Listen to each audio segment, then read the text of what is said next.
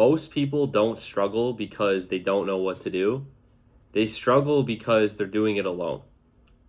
When I first started working out, I was 16. I was super motivated. I wanted to get bigger, stronger, and faster for football. But when I got past the beginner stage and life started to happen, I started to have more responsibilities. I became busier. All of a sudden, my motivation started to tank. And essentially, this is a structural problem. This isn't a character flaw.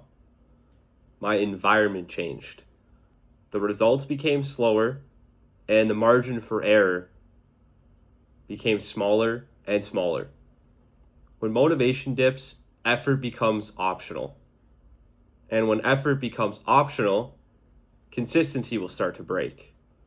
And when consistency breaks, a lot of people will blame themselves. The thing is, if motivation worked, you wouldn't be restarting right now. Motivation is built on novelty and early results. So it starts to do most of the work for you. But what happens is when there's nothing to catch you and you don't feel like doing what you're supposed to do, motivation will fail you. There's no set expectations. No one's going to notice if you skip. And there's no structure pulling you forward.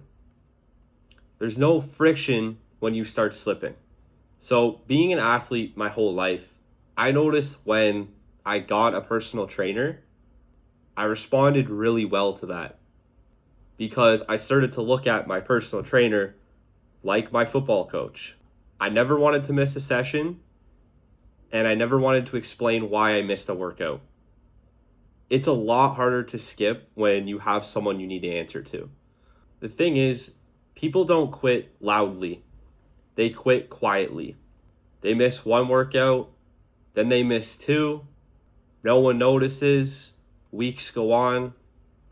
I personally experienced this when I graduated college. I finally got a real job, and I moved in with my girlfriend at the time. I moved away from a lot of the friends that I was training on a regular basis with, and my girlfriend, she wasn't really into the gym. So there was no one to hold me accountable or set any expectations. It was all on me. I had this 9-to-5 job. I was studying to become a personal trainer on the side. And because I had no one to hold me accountable, I think I went to the gym probably 5 times that year. So I started to experience quiet quitting. And that thrives without accountability. You don't decide to quit, you just slowly stop showing up. Most people don't quit training, they quietly disappear. So having accountability is going to add that friction. And that's where the power really comes in. Because you can listen to all these different tips and tricks out there, but at the end of the day, the only thing that actually matters is if you show up every week. That's the one thing that can be very challenging if you train alone. You have to be very good at holding yourself accountable. Because if you don't, your standards are going to start to drop, your effort starts to become negotiable, and showing up will become optional. Training alone feels really strong until your consistency breaks. When you train in isolation, there are no expectations, no standards outside of your own, and there's no consequences for skipping. Having accountability and proper structure, you don't decide every day. You don't rely on how you feel. You don't have to be motivated. You just follow the setup and you have to put the work in. And this falls perfectly in line with what I hear a lot. I know what to do, but I don't do it. Again, that's where the power of accountability comes from. And this was just like when I officially became a personal trainer. I had all this knowledge. I had all this prior experience. I knew what to do, but I wasn't doing anything with that certification. And that's why knowing what to do isn't actually the problem. It's doing it consistently. And that's where accountability comes in. Accountability isn't pressure. It's not yelling. It's not controlling someone. Accountability is just expectation, structure, external standards, and making sure you follow through with what you say you want and should do.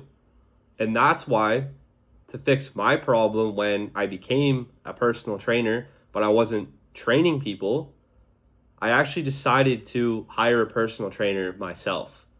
And by doing so, I basically shadowed one, how they were training me, how they were training other people.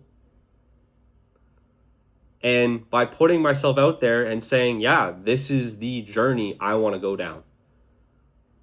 By doing that, I set a standard, and I then had someone I had to answer to. Discipline will always improve with expectations.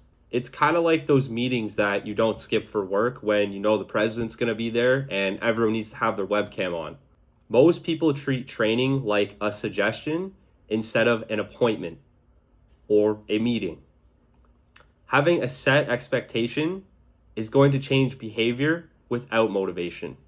I'll tell you right now, with the training I'm going through, there's a lot of days where I'm not motivated, but because I have a coach and because I've set these high expectations for myself with my coach, I show up every day.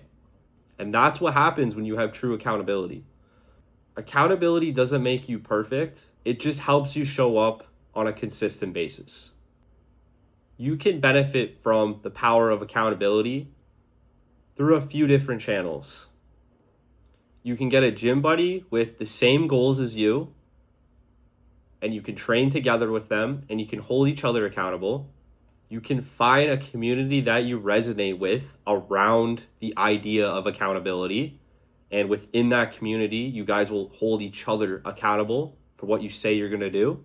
You can get a coach or a personal trainer to hold you accountable. Or if you're a personal trainer like myself too, just by having clients is going to keep you accountable. The best personal trainers are practicing what they preach. If consistency is the issue, motivation isn't the answer.